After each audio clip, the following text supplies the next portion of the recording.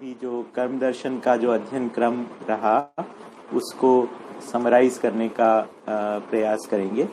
ये सेशन मुझे लगता है ज़्यादा बड़ा नहीं होगा, maximum I would think 40 minutes और सो, है ना। देखते हैं कैसा होता है।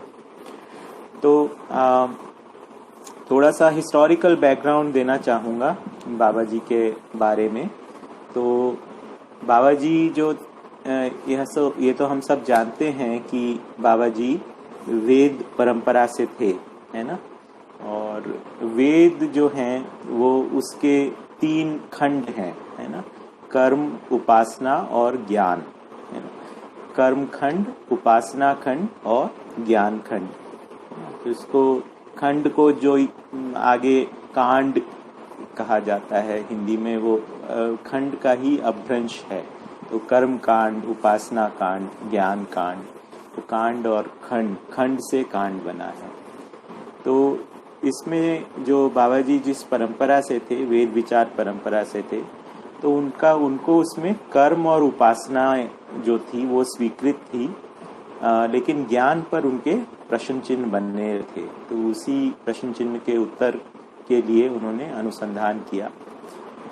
तो वेद विचार में जो कर्म खंड है उसमें करो और नहीं करो के रूप में कर्म को बताया गया है। और जो कर्म है वो क्या करने से स्वर्ग मिलता है, क्या करने से देवी देवता बनते हैं, और इसके विपरीत में क्या नहीं करना है ना, और क्या करने से नरक मिलेगा। इस प्रकार से उन्होंने विश्लेषण किया है। तो उस अर्थ में बेसिकली कर्म की वहाँ पर बात की गई है। उपासना जो है वो देवी देवताओं के संदर्भ में है, और उपासना जो है वो ज्ञान के अर्थ में भी उपासना है। तो बाबा जी ने भी आगम तंत्र उपासना जो उनके परंपरा में थी, उसी विधि को अपनाया था, जो कि अधिदैवीवाद, जिसके बारे में आज हमने कुछ चर्चा किया था ज्ञान ज्ञाता गे वाले अध्याय को पढ़ते हुए। अब जब बाबा जी ने जो इस दर्शन को पाए, तो फिर उन्होंने कर्म की परिभाषा एक नए सिरे से दी, है ना। जो इच्छा क्या है वो पूर्ववर्ती दर्शनों में स्पष्ट नहीं होता, उसको उन्होंने यहाँ पर स्पष्ट कर दिया कि जीवन में जो इच्छा है, और इच्छा और क्रिया के संयुक्त रूप में कर्म को परिभाषित किया। तो कर्म जो है वो जीवन, इच्छा डाउनवर्ड्स जो है वो कर्म होता है, और कर्म जो है बिना इच्छा के कर्म नहीं होता। ये भी एक बात इससे निकल के आती है। तो बाबा जी ने जो पहले जो कर्म दर्शन जब लिखा था, है ना, तो वो उसमें पहले 2 ही अध्याय थे जो अपने इस पुस्तक में है, कर्म और उपासना, है ना। ये दो ही अध्याय थे। बाद में उन्होंने सहस्तित्ववादी विज्ञान वाले खंड को भी जोड़ा। जो हम सुनते हैं इसके बारे में कि वो 1966 में बाबा जी समाधि को प्राप्त हुए थे, और 68 में उनको संयम हो गया था। और समाधि संयम के उपरांत उन्होंने ये सबसे पहले जो है ये उपासना और कर्म इनको लेकर जो लिखा था, वो दिव्य पथ नाम से एक छोटी सी पुस्तिका छपवाई थी। उसमें लिखा गया था। जो अभी भी जो कर्म दर्शन में जो पहले 2 अध्याय हैं, वो बेसिकली वही रिप्रोड्यूस किए हुए हैं। तो उपासना में जो बाबा जी ने जो परंपरागत उपासना में जो बोला है, उसको अपनी परिभाषाओं के अनुसार उनको पुनः परिभाषित किया है, उपासना को नए सिरे से सूत्रित किया है। फिर 1968 के बाद में उन्होंने अपनी पूरी दर्शन को लोकार्पित करने के लिए एक भाषा का स्ट्रक्चर बनाने का प्रारंभ किया, है ना, और उसका स्मृति का स्वरूप तैयार किया, जिसमें 5 वर्ष लगे। और इसमें मतलब परस्परता का भी रोल रहा, जो उनके पास में लोग है ना उनका सम्मान करते थे, आने जाने वाले लोग थे, उनकी जिज्ञासा, उनको भी धीरे धीरे लगने लगा कि जिस वेद विचार परंपरा से वो आए हैं उससे भिन्न कुछ बात कर रहे हैं। तो धीरे धीरे लोगों ने उनको कहा कि आप अपनी बात को लिखिए, अपनी बात को बताइए। उन्होंने जिज्ञासा को अपने रखना शुरू किया, है ना। इसी क्रम में एक प्रकार से देखें तो बाबा जी के जो भी वर्तमान में योग संयोग रहे उसके अनुसार वो निर्णय लेते गए, है ना। और उन्होंने एक तरीके से अर्ली 70s में उन्होंने चारों दर्शन जो है वो अपने लिख लिए थे। और पहले उनका ऐसा विचार था कि वाद और शास्त्र जो है वो आगे उनके शिष्य लिखेंगे, लेकिन वो नहीं हो पाया। तो बाद में उन्होंने स्वयं वाद और शास्त्र को लिखा। तो 2004 ऑनवर्ड्स हम लोग, मतलब मैं अपनी बात करूं तो उस समय संपर्क में आए, तब वो इस प्रकार की बात कहते थे कि अब मैं चाहता हूं कि आगे जो करिकुलम डेवलपमेंट और पाठ्यक्रम डेवलपमेंट का जो काम है वो मैं स्वयं नहीं करूं, है ना, ये संयुक्त रूप से हो या आप लोग करो, या इस तरह की बात करते थे। तो इस प्रकार से बाबा जी जो हैं वो योग संयोग विधि से बेसिकली आगे बढ़ते रहे और निर्णय लेते रहे, और इस प्रकार से बात रही। तो बहुत सारी बातों में ऐसा लगता है कि बाबा जी और प्रचलित विज्ञान एक ही बात कह रहे हैं, और मोटे तौर पे देखें तो पता नहीं लगता है कि डिस्टिंक्शन क्या है, कि क्या उनमें भेद है। लेकिन जब बारीकी से देखते हैं तो भेद स्पष्ट होता है और पता लगता है कि ये कुछ अलग बात कह रहे हैं। और फिर आगे उसके बारे में और सोचते हैं तो उसकी दिशा ही बिल्कुल अलग नज़र आती है, और उसके इम्प्लीकेशंस देखते हैं तो लगता है कि ये तो बिल्कुल ही अलग बात कह रहे हैं। जैसे उदाहरण के लिए डार्विन ने भी एक विकासवाद की बात की, और दर्शन में भी एक विकास क्रम की अवधारणा है ना। तो दोनों में ही एक इस प्रकार की बात है कि रचना में क्रमशः विकास हुआ है ना। और दोनों कुछ एम्पेरिकल एविडेंसेस की भी बात करते हैं कि हाँ इस प्रकार से दिखाई देता है। और साइंस में देखें तो इस प्रकार से उसका एक क्रम भी दिखाते हैं, और एक उसके साथ में बहुत सारे एविडेंसेस भी देते हैं। लेकिन अगर उसके एक्सप्लेनेशन में जाते हैं तो डार्विन का जो विकासवाद है उसमें एक्सीडेंटल विकास की बात कर रहे हैं, जबकि यहाँ पे एक बाबा जी जो नियति सहज या किसी एक निश्चित लक्ष्य के लिए विकास की बात कर रहे हैं। तो ये मतलब कोई एक फाइनल डेस्टिनेशन है जहाँ पर ये पूरी नियति पहुँचना चाह रही है, या उसका निश्चितता है, उसके अर्थ में विकास हो रहा है। जो ये बाबा जी कहते हैं कि अखंड समाज सार्वभौम व्यवस्था जो है इसके अर्थ में नियति है, और इसके लिए श्रम गति परिणाम जो है वो जुड़ा हुआ है। जबकि विज्ञान की जो अवधारणा है उसमें किसी अंतिम लक्ष्य का, कोई स्वरूप का या कोई नियति का इस प्रकार से बात उसमें नहीं निकलती। दूसरे डार्विन के विकासवाद में स्ट्रक्चर जो है उसके अनुसार फंक्शन की बात है, जबकि यहाँ पर कहते हैं कि फंक्शन निश्चित है, उसके अनुसार स्ट्रक्चर तय होता है ना।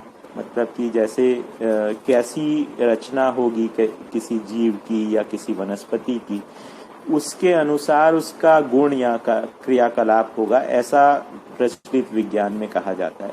जबकि बाबा जी जिस हिसाब से बात करते हैं उनके हिसाब से उसकी व्यवस्था में भागीदारी होती है, उसके अनुसार उसका रूप तय होता है या स्ट्रक्चर तय होता है। फिर जो यहाँ पे रचना में जो विकास क्रम की बात करते हैं तो बाबा जी कहते हैं यहाँ रचना में विकास क्रम है, लेकिन वो विकास वास्तव में वहाँ नहीं है, विकास वास्तव में हो रहा है परमाणुविक स्तर पर। तो वो एक परमाणु में विकास की अवधारणा को यहाँ पर प्रस्तुत किए हैं, और तो वो एक चीज़ नई है और उससे एकदम कहानी बदल जाती है ना। तो फिर उसके बाद में अंतिम लक्ष्य और प्रयोजन की बात जो कहा डार्विन के विकासवाद में नहीं है, जबकि यहाँ पे एक निश्चयता और अंतिम लक्ष्य नोन है, इस प्रकार की बात यहाँ पे की गई है।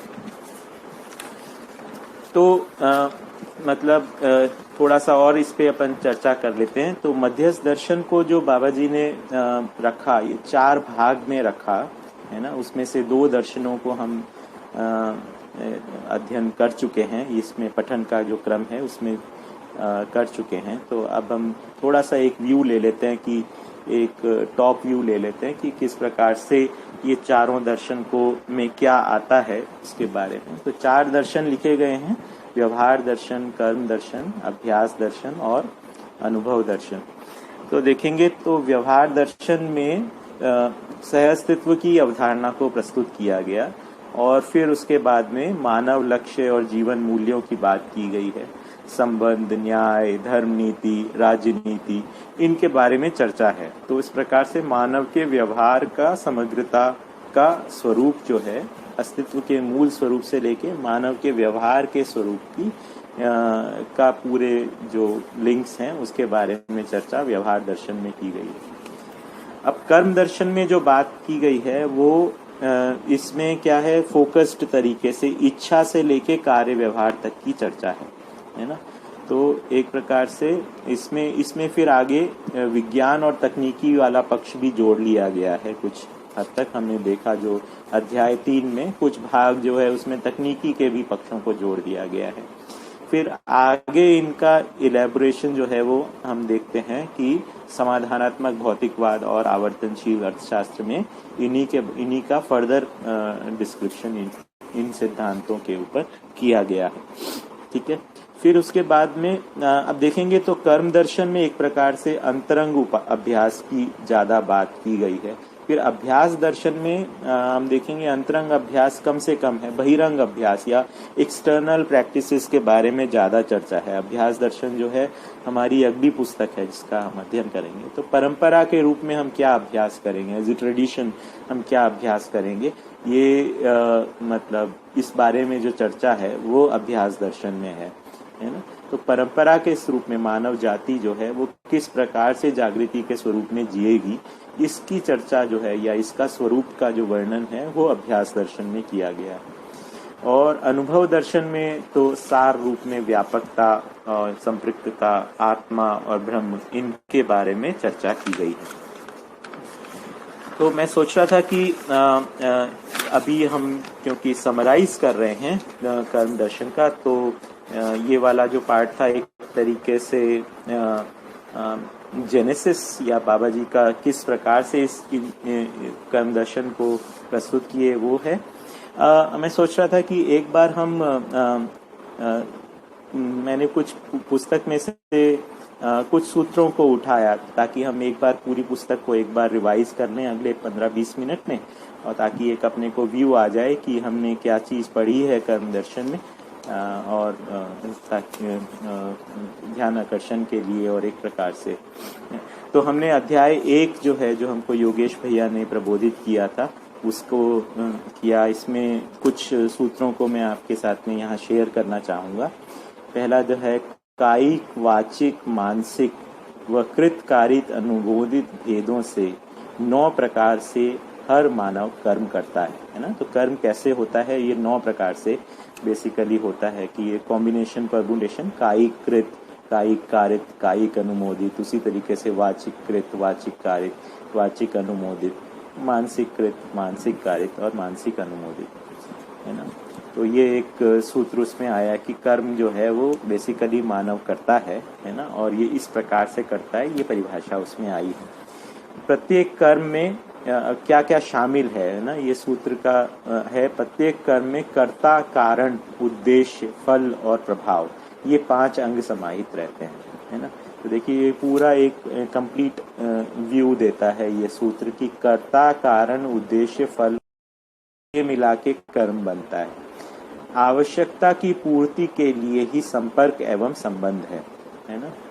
और आवश्यकता ही इच्छा है जिसके मूल में समाज, सामाजिकता, उसका पालन, परिपालन, आचरण, अनुसरण एवं अनुशीलन समाया रहता है। ठीक है। फिर तो हमने आज सुबह भी इस बारे में बात की थी कि आवश्यकता एक तात्विक शब्द है, और आवश्यकता की एक अस्तित्व में हर क्रिया की एक निश्चित आवश्यकता है। उसी तरीके से मानव की भी एक निश्चित आवश्यकता है ना, चाहे वो भौतिक आवश्यकताएं हों या बौद्धिक आवश्यकताओं या मानसिक आवश्यकताएं हों, तो उनकी पूर्ति आवश्यक है। जब तक वो उसकी पूर्ति के लिए एक निश्चित कार्यक्रम हमारे पास में होना होगा। विचार सुसंस्कार से संबद्ध रहना ही जागृति है ना, ये एक बात। तो जागृति किसको कहा? विचार का सुसंस्कार से संबद्ध रहना। तो सामाजिकता, बौद्धिकता एवं भौतिकता का संयुक्त रूप है, ये एक सूत्र आया था वहां पे, है ना। सामाजिकता, बौद्धिकता और भौतिकता का संयुक्त रूप है। एक और सूत्र है, कर्म जो है वो मात्र ह्रास या विकास या जागृति के लिए सहायक है। मतलब मानव जो कर्म करता है उससे या तो उसका ह्रास होगा या विकास होगा। अब हमको अपने कर्म के बारे में निश्चय करना होगा, अपने कर्म के प्रति जागृत होना होगा, ये बात इससे निकल के आती है। तो ह्रास या विकास की ओर गतिशील ना हो ऐसी कोई इकाई जड़ चैतन्यात्मक प्रकृति में नहीं है। मानव के लिए जितना उन्नत अवकाश है उतना ही पतन के लिए भी अवकाश है। अवकाश मतलब स्कोप, जितना उसको ऊपर बढ़ने का स्कोप, ऊपर मतलब दिव्यता की ओर बढ़ने का, यानी कि दिव्य मानवीयता की ओर बढ़ने का जितना उसके पास स्कोप है, उतना ही नीचे जाने के लिए भी स्कोप है। मतलब वो उसका ह्रास की ओर जाने के लिए भी स्कोप है। तो उसको तो क्योंकि मानव ज्ञानावस्था का है, तो इसलिए वो निर्णय पूर्वक उसमें कर्म स्वतंत्रता है और कल्पनाशीलता है। तो ये इस कारण से वो उसको किस दिशा में गति करनी है उसका निर्णय उसे स्वयं को लेना पड़ता है ना। तो ये मानव के ऊपर कितनी बड़ी जिम्मेदारी है ना, और उसके लिए ज्ञान की कितनी बड़ी आवश्यकता है, ये इस बात से स्पष्ट होता है। यथार्थ ज्ञान क्षमता का प्रत्यक्ष रूप ही मानवीयतापूर्ण आचरण है ना। तो ये हमने आज सुबह भी बात की थी कि एक तरफ ज्ञान में अनुभव है और दूसरी तरफ परंपरा में प्रमाण है। परंपरा में प्रमाण जो है उसका सही स्वरूप क्या है? मानवीयतापूर्ण आचरण का विस्तार है ना, जो है मूल्य, चरित्र और नैतिकता का स्वरूप। और यथार्थ ज्ञान का जो सार रूप है उसको हम कह रहे हैं अनुभव। तो जागृत मानव, अगला सूत्र है, जागृत मानव जिज्ञासु पर विश्वास करता है और जिज्ञासु जागृत मानव के साथ अनुशासित रहता है ना। तो जागृत मानव विश्वास करता है कि जो जिज्ञासु उसके सामने है वो ध्यान से सुन रहा है और जो है उसको समझने के लिए, जीने के लिए ही सुन रहा है। और जिज्ञासु जो है वो जागृत मानव के साथ अनुशासित रहता है या फिर उसका अनुसरण उस प्रकार से करता है। तो ये एक इस योग के द्वारा, इस प्राप्त योग के द्वारा ही आगे जो है अनुभव करने की संभावना, प्राप्त योग में अनुभव करने की संभावना होती है। एक आगे और सूत्र आया, अधिक जागृत कम जागृत का दर्शन, कम जागृत अधिक जागृत को पहचानता है। इसलिए जागृत मानव जागृति के लिए जिज्ञासु को पहचानता है और जिज्ञासु जागृत को पहचानता है ना। तो इस प्रकार कैसे ये अध्ययन संभव है? क्योंकि जागृत मानव जिज्ञासु को पहचानता है और जिज्ञासु जो है वो जागृत को पहचानता है ना। अपने से अधिक विकसित जो है वो किसी प्रकार से ये एक संबंध हो जाता है। तो अधिक जागृत कम जागृत का दर्शन, यानी कि कम जागृत का वो मूल्यांकन कर पाता है, और कम जागृत है उसको पता लगता है कि जो सामने व्यक्ति बैठा है उसको कुछ पता है जो मुझको नहीं पता है ना। तो ये बाबा जी के साथ में संपर्क में अभी सामान्य रूप में भी हम देखते हैं, किसी को यदि कुछ हमसे ज़्यादा आता है तो हमको अपने आप से पता लगता है कि हाँ इससे अगर हमको कुछ समझना है तो उसके साथ में हम अनुशासित अपने आप से हो ही जाते हैं, है ना। तो ये एक सूत्र के रूप में यहाँ पे बताया है। विश्वास विहीन संबंध सफल नहीं है, संबंध रहित स्थिति में कर्म सिद्धि नहीं है ना। प्रत्येक सामाजिक मूल्य का निर्वाह विश्वास पूर्वक ही सफल हुआ है। तो ये चैप्टर 1 का एक प्रकार से रिवीजन था।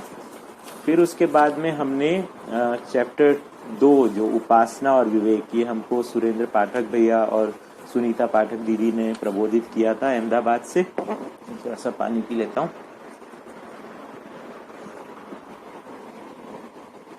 यहाँ से भी कुछ सूत्रों को आपके साथ शेयर करता हूँ। यहाँ पे लिखा था, उपासना ही मूल प्रवृत्तियों का परिमार्जन एवं परिवर्तन प्रक्रिया है। यही अध्ययन संस्कार एवं स्वभाव परिवर्तन भी है ना। तो इस प्रकार से उपासना का महत्व, यहाँ पे उपासना जो है वो हमने देखा था कि उपासना की परिभाषा जो है वो अध्ययन से ही बनती है, अध्ययन ही उपासना है, इस प्रकार की बात यहाँ पर आती है। अधिभौतिकी सीमा में उत्पादन प्रधान व्यवहार होता है ना। अधिदैविक सीमा में व्यवहार प्रधान उत्पादन होता है और अध्यात्म पूर्ण जीवन में अनुभव मूलक विचार व्यवहार एवं उत्पादन क्रम प्रत्यक्ष है। तो अधिभौतिकी सीमा जो है वो इस प्रकार से बाबा जी जीव चेतना को कह रहे हैं और अधिदैविक जो है वो मानव चेतना की शुरुआत और अध्यात्म पूर्ण जीवन जो है वो देव मानवीयता दिव्य मानवीयता को कह रहे हैं। तो केवल भौतिकता ही मानव के लिए पर्याप्त सिद्ध नहीं हुई है, क्योंकि मानव में पाए जाने वाले 4 आयाम केवल भौतिक द्रव्यों से तृप्त नहीं होते हैं। ये हमको पता ही है कि मानव के 4 आयाम हैं, अनुभव, विचार, व्यवहार और व्यवसाय। तो ये जो 4 आयाम हैं उसमें से वो केवल भौतिक द्रव्यों से तृप्त नहीं है। व्यवसाय में भले ही भौतिक द्रव्य से तृप्ति हो जाए, हम इतना उत्पादन करना चाहते थे, इतना हो गया, लेकिन जो ये व्यवहार का आयाम है, विचार का आयाम है और अनुभव का आयाम है, इसका जो फुलफिलमेंट है, इसकी जो तृप्ति है वो भौतिक द्रव्य से नहीं हो सकती। इसके लिए फुलफिलमेंट के लिए इसी का ही मटेरियल चाहिए। तो ये अपने को इससे स्पष्ट होता है सूत्र से। शब्द का अर्थ अर्थात मंत्रार्थ का तद्रूपता पूर्वक स्मरण करने के अभ्यास से उसका अर्थ एवं स्वभाव गम्य होता है। सभी सार्थक शब्द मंत्र हैं। तो बहुत ही अच्छी सी बात है कि कोई बात को हम ध्यान से पढ़ते हैं, उसके तद्रूप होते हैं, उसमें उसका स्मरण करते हैं, उसके स्वरूप, उसका पूरे विस्तार में उसकी कल्पना में लाते हैं और उसका अभ्यास करते हैं, तो उसका अर्थ और उसका स्वभाव जो है वो हमारा अपना स्वभाव हो जाता है। ये वाली एक बात है। ये अध्ययन की विधि को भी इंगित करता है कि अध्ययन की विधि सीधी सीधी है, सुनना, सोचना, निर्णय लेना और फिर जीना, है ना। इस प्रकार से हम चीज को बेसिकली अपनाते हैं। उपासना के लिए वातावरण का महत्व अपरिहार्य है ना। अपरिहार्य मतलब उसके बगैर चलेगा नहीं, है ना। उपासना जो है यहाँ पे अध्ययन के अर्थ में उपासना को कह रहे हैं। उपासना के लिए वातावरण का महत्व अपरिहार्य है, जिसमें से मानवकृत वातावरण ही प्रधान है, जो शिक्षा और व्यवस्था के रूप में ही है ना। तो शिक्षा और व्यवस्था जो है अगर वो मानवीयता पूर्ण रहती है तो उसमें जीने से ही, है ना, जो मानव का जो है एक प्रकार से एक उपासना, उसके लिए वातावरण जो है उसमें वो मानव के ज्ञानावस्था के रूप में ग्रो होने के लिए सहायक होता है। ठीक। उसके बाद हमने चैप्टर 3 शुरू किया जो कि सहअस्तित्ववादी विज्ञान था। तो इसकी शुरुआत हमने की थी रविकांत भैया से, जो पटना से हैं। उन्होंने परमाणु संरचना, अणु रचना, विकास क्रम, विकास, परमाणु में विकास, इन चैप्टर्स को पढ़ाया। तो परमाणु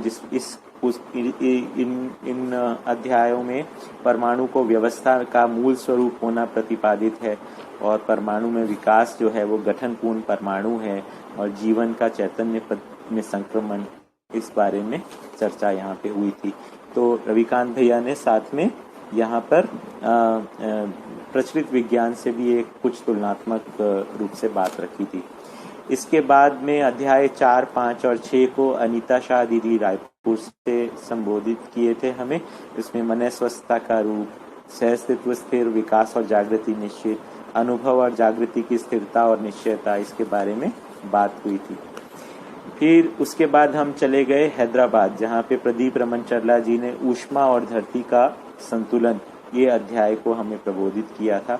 उन्होंने बहुत सारे अच्छे एग्जाम्पल्स और मतलब के साथ में हमें इस धरती की अवस्था के बारे में बताया था कि मानव के किए हुए से आज किस प्रकार से असंतुलित हो गई है और किस प्रकार से ये अपने संतुलन को प्राप्त कर सकती है।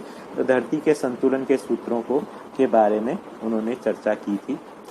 इसी से जुड़ी हुई हमने फिर हम सीधे पहुंच गए थे कानपुर, जहां पर गुड्डा भैया की एक विशेष प्रस्तुति हुई थी जहाँ पे उन्होंने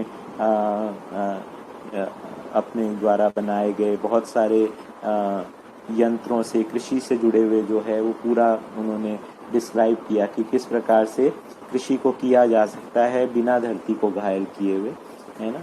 और प्रमाणों को स्थूल रूप में प्रस्तुत करते हैं तो ही हम उसके मूल में जो विचार है और उसके मूल में अनुभव है उसकी तरफ ध्यानाकर्षण जो है वो हो सकता है। इस आधार के ऊपर उन्होंने अपनी बात को रखा था। तो उसके बाद हम पहुंच गए थे सूरत, जहाँ पे अजय जैन भैया ने स्थिति, गति, मात्रा और गुण इन अध्यायों का हमको डिटेल में अध्ययन कराया था।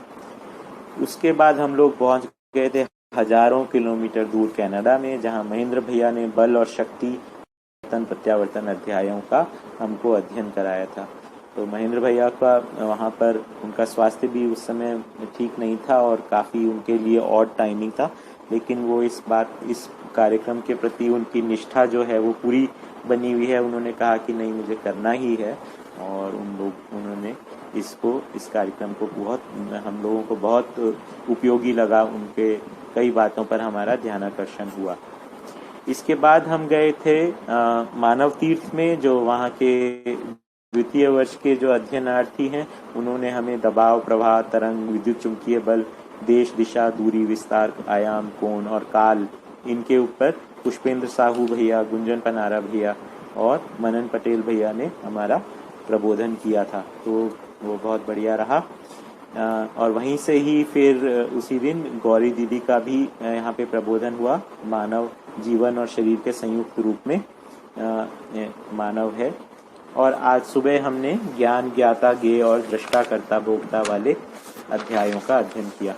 तो देखिए, हम लोग इस प्रकार से मानव कर्म दर्शन के समापन की जगह में हम लोग पहुँच गए। और मुझे लगता है कि केवल एक बार पढ़ लेने ही पर्याप्त नहीं है। इन चीज़ों को इसका मनन आवश्यक है, दोबारा इसको पढ़ना और फिर उसके बाद में कुछ अभ्यास करना, पुनः जाना।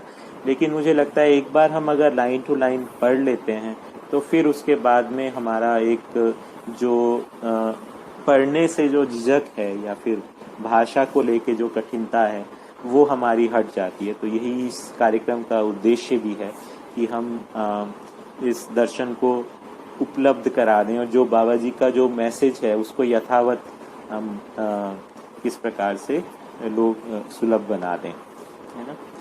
तो अब आगे का क्या कार्यक्रम है? आगे का कार्यक्रम है श्री राम भैया जो हैं वो कल से विकल्प पुस्तिका का लाइन बाय लाइन अध्ययन कराएंगे। हमने इससे पहले साधन भैया ने विकल्प और उससे लेके प्रश्नोत्तरी का एक कार्यक्रम रखा था। तो वो लेकिन लाइन बाय लाइन अध्ययन करना अभी बचा था, तो हमने सोचा कि श्री राम भैया जो है वो इसका प्रबोधन करेंगे। तो आप उसके लिए अपने और भी जो मित्र हैं उनको इनवाइट कर सकते हैं। इसमें हम कोई प्री रिक्विजिट नहीं है उसके लिए, मतलब कि इसके लिए कुछ आवश्यक नहीं है कि आपने इन दोनों दर्शनों को पढ़ा हुआ हो, क्योंकि केवल जीवन विद्या से अगर जो परिचित हैं वो विकल्प को सुनना चाहते हैं, विकल्प पुस्तिका का अध्ययन करना चाहते हैं, तो वो सीधे यहाँ इस बिंदु से शुरू कर सकते हैं। साथ ही मैंने वो टेलीग्राम में अब इसके बाद में नेक्स्ट जो बुक है वो हम अभ्यास दर्शन ले रहे हैं। अभ्यास दर्शन के अध्ययन का क्रम का प्रबोधन का क्रम जो है एक प्रस्तावित क्रम को मैंने वहाँ पे रखा है। लोगों ने सब जो प्रबोधक लोग हैं उन लोगों ने अपना कंफर्मेशन दिया है कि हाँ वो लोग इसका करेंगे। तो होपफुली हम उस क्रम के अनुसार चलेंगे। इस बीच में हम बीच में कुछ विशेष प्रस्तुतियाँ भी होगी, उसको भी हम आगे जैसे जैसे समय मिलेगा उसको हम जोड़ेंगे। तो ऐसा हमारा प्लान है। तो I think that is all that I have for today's session. इतना ही आज मेरे को प्रस्तुत करना था। तो यदि कोई